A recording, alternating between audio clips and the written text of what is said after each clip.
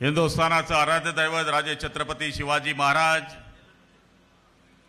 भारतीय घटनेचे घटनाकार डॉक्टर बाबासाहेब आंबेडकर यांच्या स्मृतीस अभिवादन करून आजच्या बुलढाणा लोकसभेच्या निवडणुकीच्या आढावा बैठकीसाठी उपस्थित असलेले तुम्हा आम्हा सगळ्यांचे लाडके मुख्यमंत्री नामदार एकनाथरावजी शिंदे साहेब,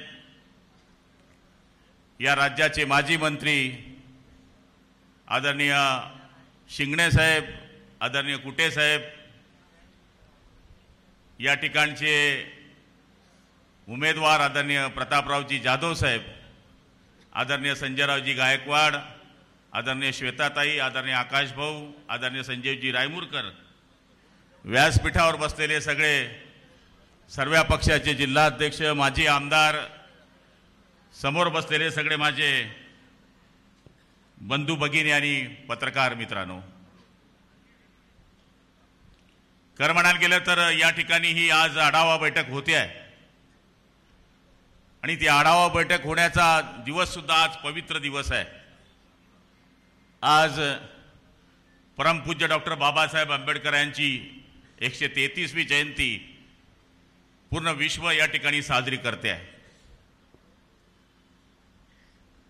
माझ्या पूर्वीच्या वक्त्यांनी या ठिकाणी बरेच विषय सांगितले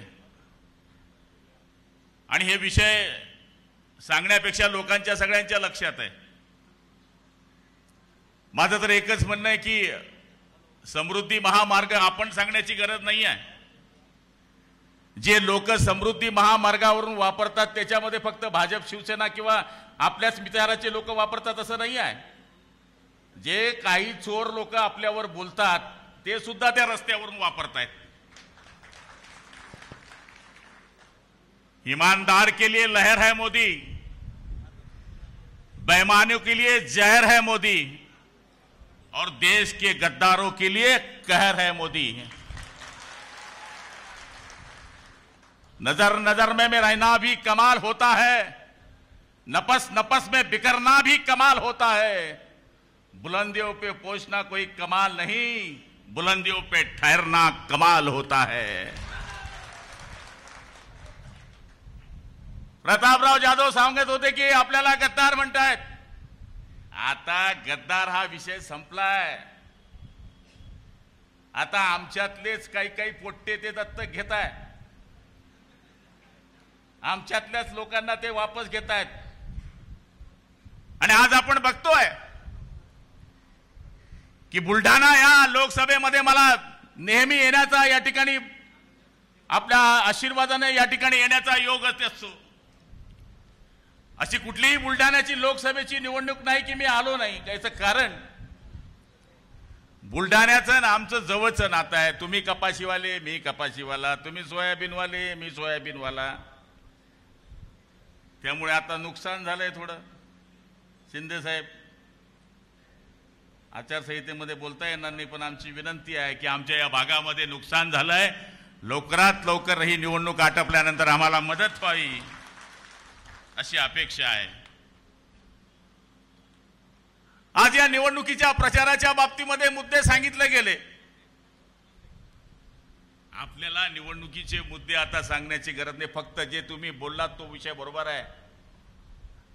कार्यकर्ते आपले शांत आहे, शांत म्हणजे ते काम करत नाही असं नाही आहे, पण आपण जे बघतोय त्यांना असं वाटतं की सीट आली आहे। पण तुम्हाला सांगतो, आमच्याकडे चिमणराव पाटील आमदार होते, हे असेच शांत होते, फक्त 147 मताने साहेब ती सीट पडली। त्यामुळे कार्यकर्त्यांना माझी विनंती आहे कि शांत बसून चालणार नाही।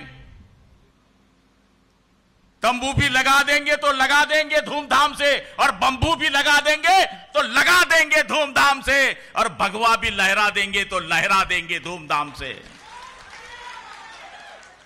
दम दम में दम नहीं, खैर करो जान की। दम दम में दम नहीं, खैर करो जान की। पर्दा तो उठाकर देखो, तलवार खड़ी है भाजप सेना की। आणि आज माझ्या मर्द मावळ्यांनो, माझ्या शिवसैनिक बांधवांनो, मी या ठिकाणी विनंती करण्यासाठी आलोय की पाकिस्तान आणि हिंदुस्तान या गोष्टी काही लोक जे करत असतात नेहमी, इथल्या मुसलमानांच्या डोक्यामध्ये जो भ्रम टाकलाय की शिवसेना भारतीय जनता पार्टीवाले हे मुसलमानांच्या विरोधात आहे. बाळासाहेब ठाकरे नेहमी सांगायचे की भारतामध्ये पाऊस पडत असेल आणि पाकिस्तानमध्ये छत्री उघडत असेल त्याच्या विरोधात आम्ही आहोत. इस देश में रहना होगा तो वंदे मातरम कहना होगा, हे शिवसेना प्रमुखांचं म्हणणं होतं. आणि तेच म्हणणं आदरणीय नरेंद्र मोदी साहेबांचं आहे. आणि तुम्हाला आम्हाला सगळ्यांना हे मान्य करावं लागेल. विश्व की पहचान बन गई, खोई प्रतिष्ठा फिर से पाई गई, मत छूटे रहना अब बातों से, आप बता दो कि तीसरी बार मोदी की सरकार आ गई.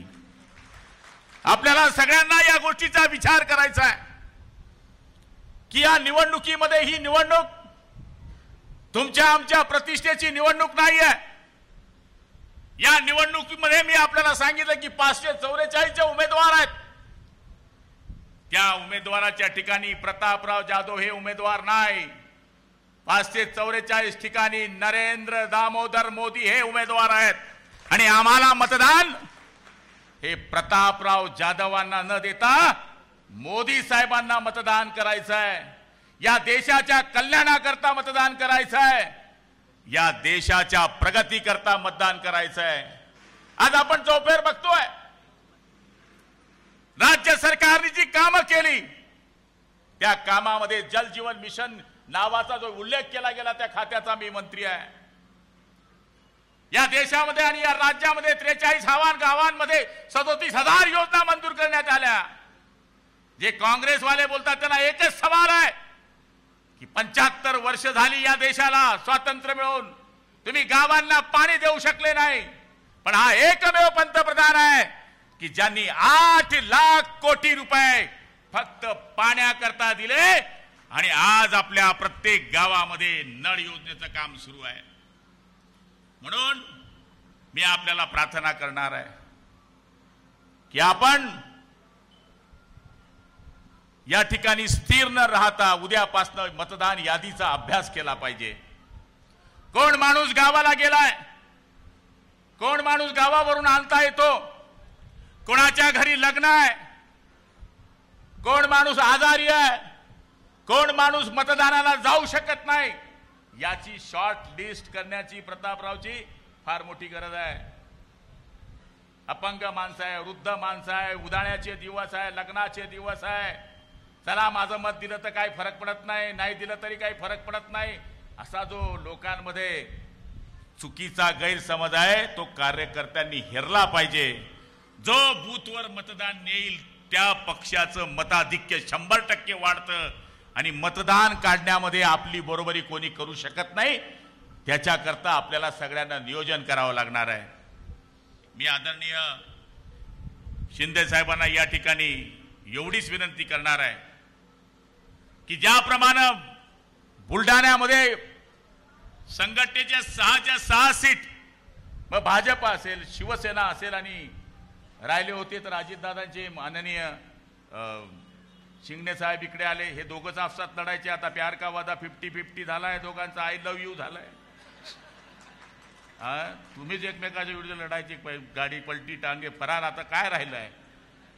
त्यामुळे राष्ट्रवादी, कमळ, धनुष्यबाण आता तिघं एकत्र झाल्यानंतर, अमर अकबर अँथनी एकत्र झाल्यानंतर गब्बरचं काहीच चालणार नाही. त्यामुळे मी आपल्याला प्रार्थना करणार आहे की एवढ्या शक्ती 6चे 6 आमदार जे लोकसभा क्षेत्रामध्ये येतात त्या आपल्या विचाराचे सगळे आमदार असल्यामुळं इथं 1 लाखानं परवडणार नाही. इथं 2 लाखाच्या वरती मतानं सीट आली पाहिजे तरच तो खरा विजय मानला जाईल असं मला या ठिकाणी वाटतं. वेळ भरपूर झालेला आहे. तुम्ही आणि आपण सगळेजण जवळपास 10-11 वाजेपासून या ठिकाणी आलेले आहोत आणि याच्यानंतर अजून व्यापारी लोकांची बैठक आहे, कार्यकर्त्यांच्या समोर या ठिकाणी बैठक आहे. त्यामुळे आपण 26 तारखेला काही विचार करायचा नाही, लोकांना पटवून सांगायचं धनुष्यबाण धनुष्यबाण धनुष्यबाण धनुष्यबाण धनुष्यबाण हे कायम हॅमरिंग केलं पाहिजे. नाही तर आपण घरच्या बायकोला सांगायचं विसरतो, काय मतदान करू कुठं करू म्हणून सांगायचं. पहिलं घरी गेल्यावर जाऊन सांगा आता की धनुष्यबाणला मतदान करायचंय म्हणून. मूळ प्रचाराला जे महत्व आहे ते सुद्धा सगळ्यात जास्त इलेक्शन मध्ये अवलंबून असतं आणि तो प्रचार आपल्याला करायचा आहे. आणि 26 तारखेला मतदान करून 4 तारखेला होणाऱ्या मतदानामध्ये बुलढाण्याचा भगवा झेंडा सुद्धा दिल्लीच्या तख्त्यावर पाठवायचा आहे, हीच प्रार्थना या निमित्तानं व्यक्त करतो. आई जगदंबा तुम्हा आम्हाला उदंड आयुष्य देव, बलंड शक्ती देव, जो जो आपल्याला आडवा येईल त्याचा सत्यानाश हो. जय हिंद, जय महाराष्ट्र.